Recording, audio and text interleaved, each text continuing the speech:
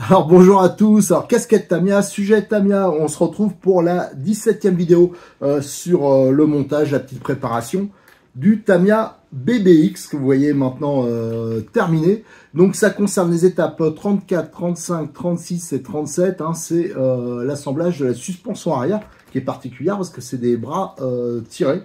Donc ça offre normalement une bonne suspension, d'ailleurs c'est plutôt pas mal. J'en profite une fois de plus pour remercier Cyril de Modelis34 parce que sans lui je pourrais pas faire toutes ces vidéos. Je vous rappelle qu'il offre les frais de port à partir de 149 € et que quand vous achetez une voiture chez lui, que ce soit un 8e, un 10e, alors bien sûr les kits ils sont adaptés, vous avez le droit à ce petit kit premier dépannage. Ça c'était à ma demande, donc je le remercie parce que ça fait quand même des contraintes d'avoir accepté ça. Donc dedans, vous avez des roulements à billes, vous avez des colliers, vous avez du double face bien épais, vous avez de la visserie inox, vous avez des knee-stop, des clips à carrosserie, enfin voilà, pas de petites choses qui sont toujours très utiles. Et d'ailleurs, vous verrez lors du montage, il y a pas mal d'étapes où j'ai utilisé des éléments qui sont dans ce petit sachet. Allez, on se lance donc dans le montage de la suspension arrière.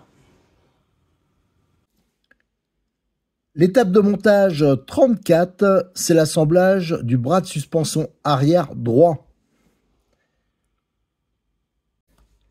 Avec cette étape 34, on attaque le montage du train arrière et on va commencer par le bras de suspension arrière droit. Alors, j'en ai monté un, c'était pour les photos, parce que le droit et le gauche, c'est sensiblement identique, sauf pour ce point-là, vous voyez, vous avez une petite inclinaison. Donc ça, c'est un bras gauche et l'autre sera le bras droit. L'angle sera dans l'autre sens. Alors, ce système, on voit qu'il y a une rotule qui va venir se mettre ici. Elle, c'est là qu'il va avoir l'articulation. Et ça va permettre aussi de jouer, je pense, sur le pincement et le carrossage. Ensuite, ça, c'est une rotule de 7. Là, on a une rotule de 6. C'est là qu'on va venir fixer l'amortisseur. Et il y a un sens de montage. Ensuite, vous avez le montage du cardan homocinétique. Donc ça, c'est plutôt pas mal. Ça fait un peu luxueux. Voilà, ils ont bien fait de mettre ça. Surtout avec des bras comme ça, avec des cardans goupillés, ça aurait été peut-être un peu compliqué. On aurait pu les perdre. Et au fond, là, on a un roulement installé. C'est un 5-10-4. Et à l'extérieur, ce sera à la fin. Il y aura, avec des cales, tout, il y aura un 5-11-4 plus pour la fiabilité. On a un 5-11-4, ils sont un peu plus balèzes. Les billes sont plus grosses. Allez, on va le monter ensemble. Donc, premier truc, c'est que, comme d'habitude, là, j'ai testé sur l'autre, les roulements, je trouve qu'ils rentrent pas assez dur. Alors, comme d'habitude, mon petit cutter que j'ai trouvé chez Cyril. Tiens, d'ailleurs, je suis en train de perdre la lame. Surtout que je l'ai jamais changé, la lame, depuis que je l'ai. Il faudrait peut-être quand même que... En plus, c'était livré avec des lames. Donc là, je fais mes petites saignées, comme d'habitude, là. Les habitués reconnaîtront. Alors, je fais ça sur tout le tour, sans appuyer trop fort. Comme ça, si par la suite, en faisant des démontages, ça devient trop libre, en refaisant la même chose, ça sera toujours bien maintenu. Pour le roulement, je précise que j'ai changé le roulement. Les roulements Tamiya sont excellents. Attendez, j'en profite pour remettre mon petit bidon d'huile là, parce que je vais en reparler. Les roulements Tamiya, oui, ils sont vraiment très bien. Mais moi, j'ai l'habitude de mettre, surtout sur des voitures comme ça, où ça va être un peu en contrainte, les roulements, pour pas avoir démonté tous les 4 matins, des roulements renforcés, des roulements haute vitesse. Donc ça, c'est des 5-10-4 type embrayage. Ceux qui sont intéressés, je vous donne la référence. C'est M104B chez Modélisme 34. Et voilà, au moins, ça rentre, voilà, nickel. Ça rentre bien dur. Ensuite, on va installer la rotule. Ça, c'est avec une clé de 2. Il y a l'empreinte, donc ça, c'est vachement pratique. Il suffit de partir bien droit, faire attention à ça. On ne parte pas de travers. Voilà. Alors ça, c'est vraiment bien. Le petit cliquet de chez...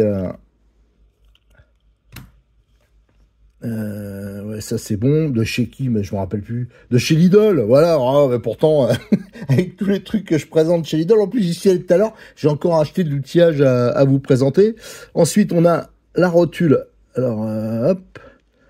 Donc, on la met là. Notre habituelle clé pince alu.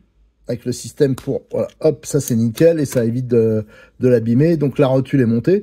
Maintenant, ce qui nous reste à assembler, c'est le cardan mosnitique. Alors je l'avais déjà assemblé pour les photos. Alors eux, ils disent de le graisser. Ils graissent beaucoup. D'ailleurs, ils graissent même au niveau des goupilles, hein, le montage. Après, au niveau du différentiel. Moi, je trouve que c'est pas terrible parce que ça, surtout en loisir, on va pas démonter sans arrêt, nettoyer sans arrêt. Ça attire toutes les saletés, tout va venir se coller. Et moi, comme je roule dans des milieux qui sont très poussiéreux, il y a du sable, il y a plein de choses comme ça, je vais juste légèrement en mettre. Alors, comme d'habitude, hein, j'utilise la M282, la graisse un peu graphitée. Voilà, donc je vais en mettre juste ici un peu. Alors, c'est vraiment pour le premier montage. Hein. Voilà, c'est vraiment pas grand-chose. Voilà. Mais eux, ils en mettent beaucoup plus. Hein. Je vous dis, ça dépend vraiment de l'utilisation. Autant je comprends en compète, ceux qui nettoient sans arrêt, parce qu'en compète, ils roulent. Ils font une manche, deux manches, et après, souvent, ils commencent déjà à nettoyer. Là, c'est pas vraiment le cas.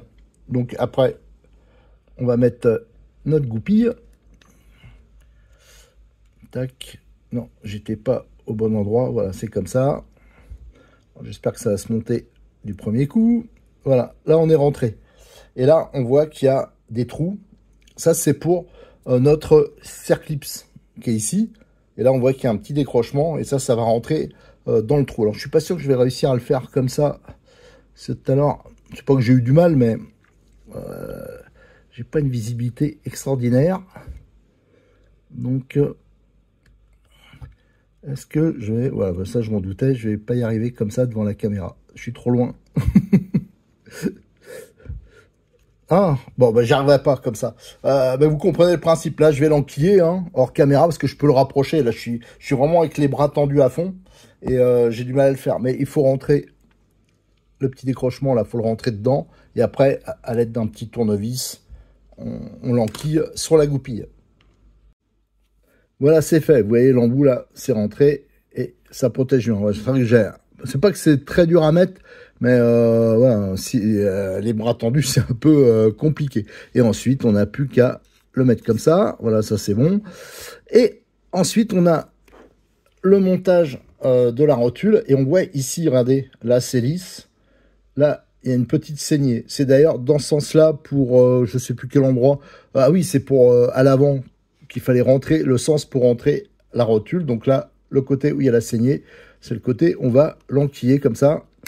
Et voilà, là c'est rentré et ça va nickel. Voilà, notre bras arrière, il est assemblé. Allez, maintenant, on va pouvoir passer à l'étape 35. Donc ça veut dire qu'on va monter cet ensemble sur la voiture. L'étape de montage 35, c'est l'assemblage du bras arrière droit et son amortisseur sur la voiture. Alors pour cette étape 35, on va monter le bras arrière droit sur la voiture. Donc ici, on a des inserts métalliques comme ça qui vont venir se mettre sur les rotules, mais aussi celle qu'il y a là, hein, celle du bras. Pour l'articulation, déjà, on va le monter comme ça. Alors là, j'ai fait une première modification parce que j'ai fait un montage à blanc et ça me plaisait pas trop. D'origine, c'est des vis à tête bombée et je trouve qu'elles sont un poil courtes. Alors là, j'ai remplacé des 3x12, donc c'est d'origine.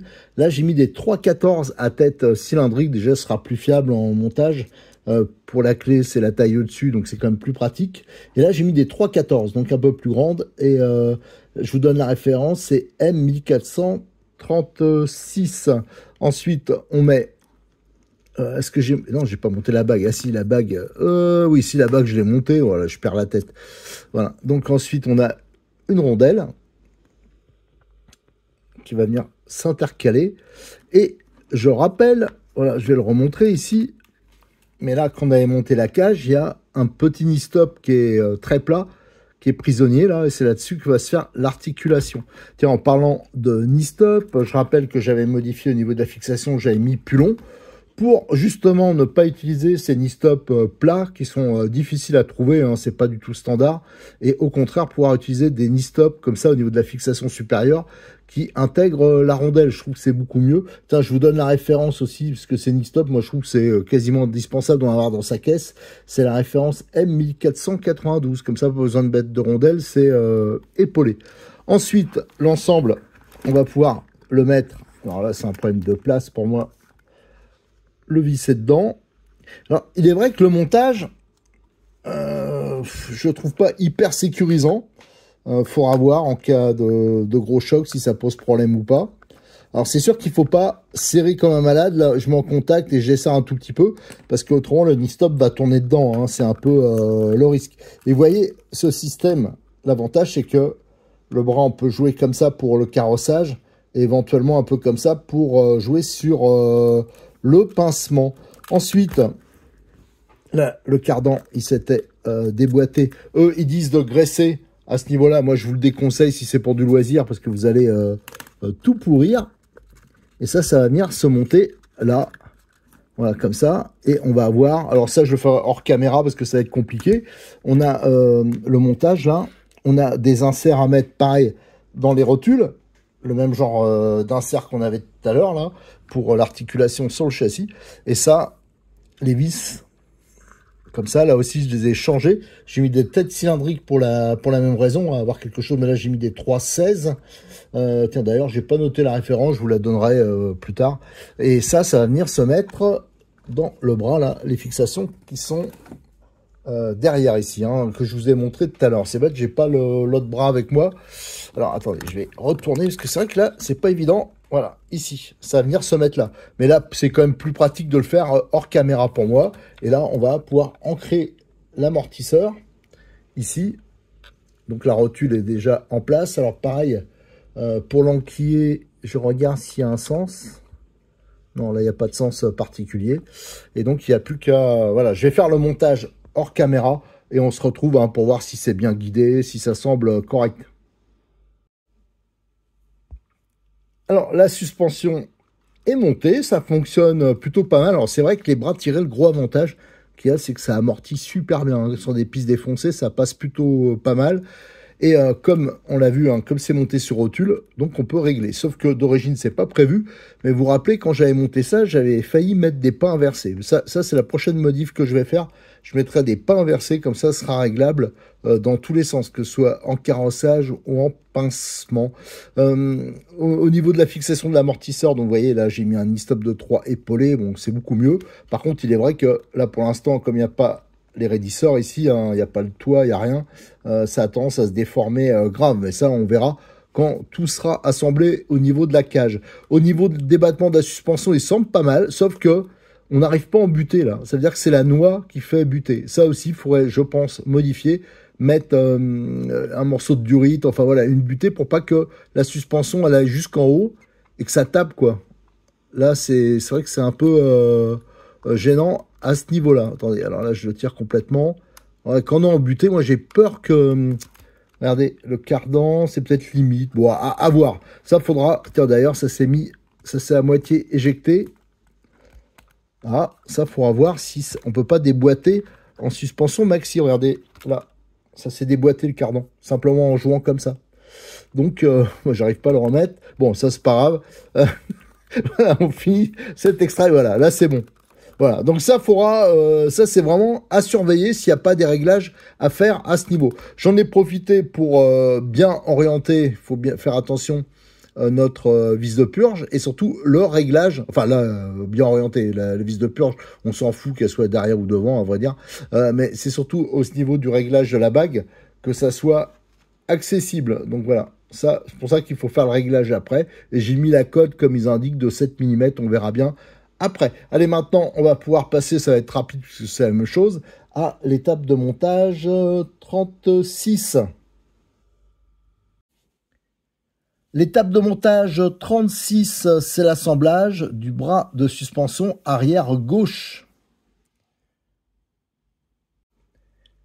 Alors l'étape de montage 36, ça va être extrêmement rapide parce que c'est donc le montage du bras arrière gauche. Et comme c'est strictement identique au montage du bras arrière droit, hein, qu'on a fait dans l'étape 34, si je me souviens bien.